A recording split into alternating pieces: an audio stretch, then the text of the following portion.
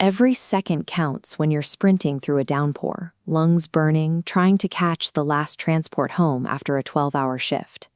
Tushar barely makes it.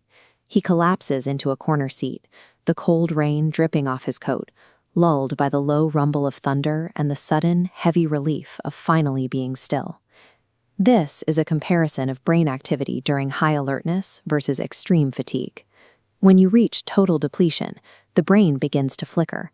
Those jagged beta waves, representing active thought, suddenly collapse into the slow, rolling theta waves of a microsleep, an involuntary lapse where the mind loses its grip on time and space.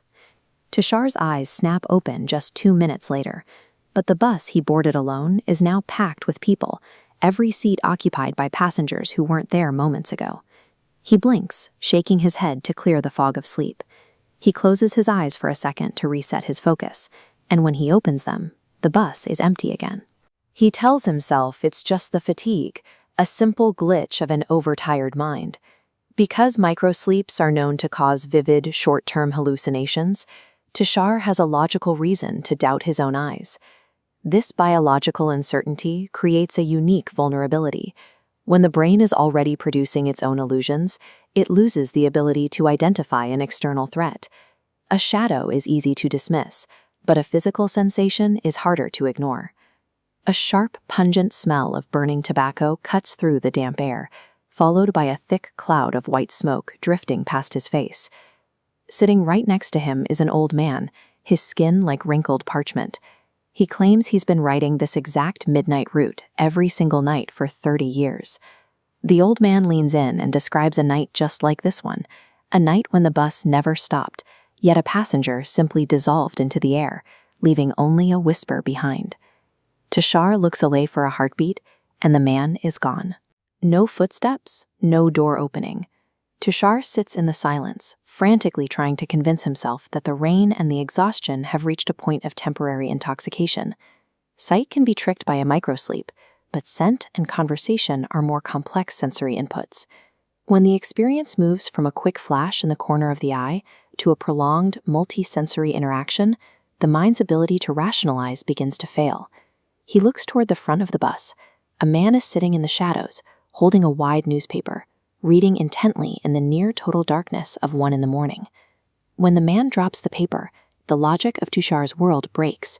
He is staring at a face that has been crushed and bloodied, a mask of open wounds and dead, staring eyes. Tushar screams, but the horror resets. The man is suddenly standing beside him, his face perfectly clean and uninjured, calmly offering Tushar a bottle of water. The man whispers a warning that things appear and disappear on this bus, and that Tushar shouldn't stay. When Tushar turns his head to splash water on his face, the man vanishes again. Tushar sees the man again, now standing by the open doors of the speeding bus. The figure hurls himself out into the night, followed by the heavy, sickening thud of a body hitting the road at high speed. There is no longer a way to bridge the gap between what Tushar knows is possible and what he is witnessing. At this point of total psychological overload, the brain stops trying to solve the puzzle and reverts to a single primal command: run. The bus slows for a split second at a stop, and Tushar leaps. He hits the asphalt hard, the freezing rain soaking through his clothes as he gasps for air on the empty sidewalk. He stands up and watches the bus pull away.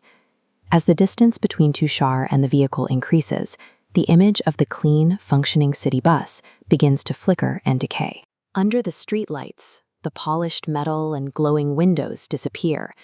A charred, skeletal frame emerges, a rusted shell of a bus with a caved-in roof and scorched interior, grinding forward on flat tires. Through the jagged, blown-out windows, he sees the passengers. The old man and the newspaper reader are sitting among the debris, their pale, dead faces pressed against the glass, smiling as the wreck disappears into the dark. Urban history is layered with tragedies that leave invisible marks on the routes we travel every day. Most of the time, we're too alert to see them. But when the mind is pushed to its absolute limit, the barriers drop. Next time you catch the late bus, take a very close look at the person sitting right across from you.